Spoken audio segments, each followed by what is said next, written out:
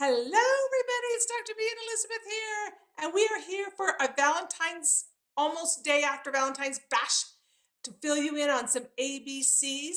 We're going to give you the ABCs to building a pediatric brain-based practice. Woo! Lots of words. So, ChiroSecure, thank you for giving us this opportunity, and we are going to rock and roll with a storybook time for the ABCs. So Elizabeth is going to take a nap, and she'll be back to bid us farewell. Until then, let's get on to our story time. So yes, what are the ABCs to build a pediatric brain-based practice? That in and of itself is a mouthful. So first of all, page 1 of our story is A for adjustment. Now, you amazing chiropractors there know how valuable the adjustment is for so the brain can connect with the body. So it's all about what I tell my little fiddle farts, ages 3, 4, and up. I always talk about how we're going to help your brain talk to your body and your body talk to your brain. And they get it. So make it very simple analogy. But what are you actually doing? Do you know what you're doing when you're delivering that awesome specific adjustment? So here's how you can help parents understand what you're doing, and so you can build your brain-based pediatric practice. Because so many people reach out to me and say, Monika, how do I go from A to Z, so to speak? How do I I'm working with this beautiful mama, she's pregnant, she's under care, she has this beautiful birth, and then I never get to see the baby. Like, what gives? So we need to educate them on why we want to see that little fiddle fart and how it actually affects their brain development. So here's a scoop. What I've learned over the years is when we talk about movement, so I tell parents that movements are indicators to what the brain is doing. And so we're ultimately want to foster optimal brain development. And the brain is in turn directing messages down the body to move my right arm or wiggle my left toes or whatever it is. So when I'm giving certain exercises to do for parents to do at home, I tell them this isn't about movement per se. This is about giving the brain input so it can develop properly. So that's what it's all about, giving the brain direct movement input. That builds a brain. So I've used this little doodad I've been in practice 33 years, so I've been using it 33 years. And what I look at is I show them these middle 3 red beads. And those represent a vertebral subluxation, because we need to delineate gross big movements from little intervertebral movements. Because when we tell the parents that we want the baby to move properly, they might see baby kicking and throwing their arms up and down and these gross movements, but they're not looking at the little fine movements of the spine that are feeding incredibly important information to the brain. So I tell them a vertebral subluxation, these are vertebral subluxation, these red balls right here, and they're stuck. You're going to get movement above and below that segment that is maybe moving too much. It's making up for this lack of little motion in between those joints. And that's what we as chiropractors look for. We look at very specific little movements that add up to make big movements.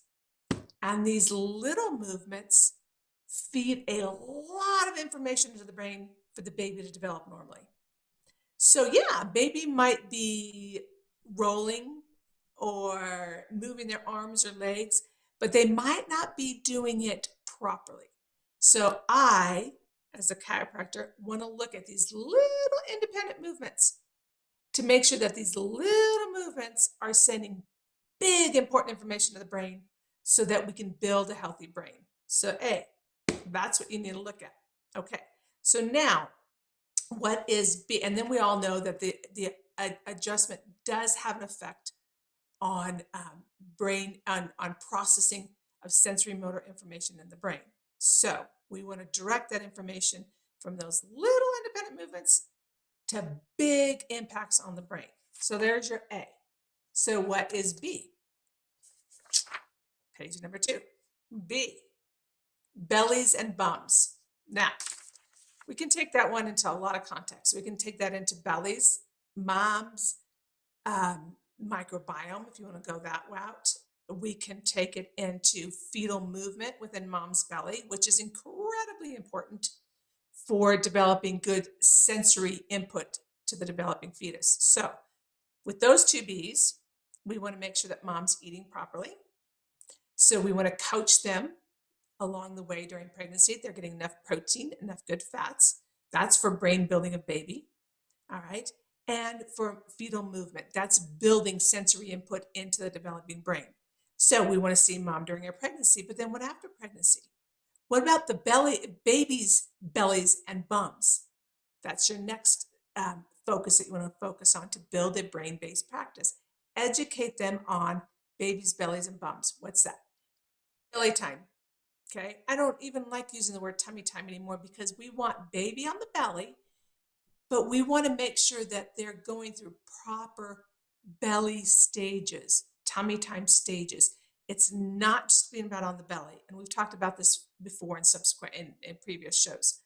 So we want to make sure that baby at about 2 months of age is able to lift their head to about 45 degrees and about 3 to 4 months-ish lift their head to 90 degrees.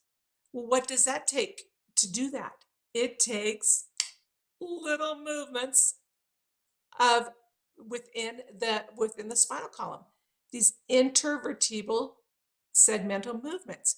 Boom, that's where we come into play. So if there's not movement in some of those small segments, small movements, baby might not be able to get on their belly and lift their head up. And those little movements are a brainstorm of a bunch of information to the brain to build those pathways in the brain. So you want to make sure that mom, dad, caregivers understand that baby might be in tummy time and belly time, but they might not be firing up all those little segments that are so important for information to the brain. And that's why you want to check them on a regular basis. All right. The other thing about belly time, you want to make sure that they go from linear, straight belly time. Elizabeth is back to demonstrate. Okay, straight linear belly time where that head is coming up to a diagonal movement pattern. That means that they're able to be up, pushing up on their arms, 4 or 5 months-ish, and then being able to take one arm off the ground and kind of pivot within their spine. That also takes little bitty movements within the vertebral column. Okay? So you want to monitor baby through these developmental milestones to make sure that these little movements aren't getting locked up and parents are overlooking them by only looking at big movements. Okay, so all these little movements add up to big movements and big input to the brain. So those are some things you want to look for. Belly time. Bum time. We go from belly to bum. That means baby should be sitting up right on their bum. Okay, and if the vertebral column is sending proper information, if the muscles and the ligaments and the information from the joints are sending proper information to the brain is going to know where the body is in space, and baby can sit upright on their bum and hold their body weight and have core stabilization. So another reason baby gets to be around 6, 7, 8 months-ish, you want to make sure that all those little movements are intact so that the baby has big movements to be able to sit upright and be able to move around their core. That helps foster even more brain development. So that's your B's. So now, what is C? C stands for chiropractic, yes, but C stands for core. You want to make sure that A, baby had a good fuel and good nutrients during pregnancy.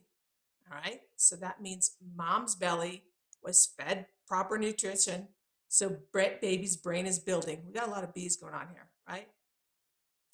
You want to make sure that baby had enough fuel during the fetal development to build tone to be able to develop core. Core is key. Your belly time, tummy time, your bum time is all developing key core musculature that is needed for optimal brain development. Most disorders, if we want to give them a label, I don't care what you give it. You give it autism, you give it ADHD, you give it schizophrenia, you give it scoliosis. There's one key factor there, and that is lack of core control and postural control. So if you want to build a brain-based pediatric practice, start with just ABCs. Those are your first 3 steps. Adjust, know why you're adjusting, know how to explain that to your caregivers. B, mom's belly, meaning good nutrition, meaning baby's got enough room to move in utero to develop key input to the brain. Make sure baby's got belly time and good bum time. And C, make sure you're developing that core. If there's any lack of intervertebral little movement, okay, that means big movement is going to be maladapted to some degree. And that means the brain is going to be maladapted to some degree. So there's your ABCs to start building a brain-based pediatric practice. Simple, easy, cheesy. Start using the lingo, start putting into place, and you're going to build your milestone practice and get those babies under wellness care for life. And you're going to build a waiting list practice. So hopefully you gained some pearls there. Elizabeth and I will be back in March to spring into more actionable steps to build your brain-based practice. ChiroSecure, thanks again for giving us this opportunity, and we will see you next month with more brain-building tips.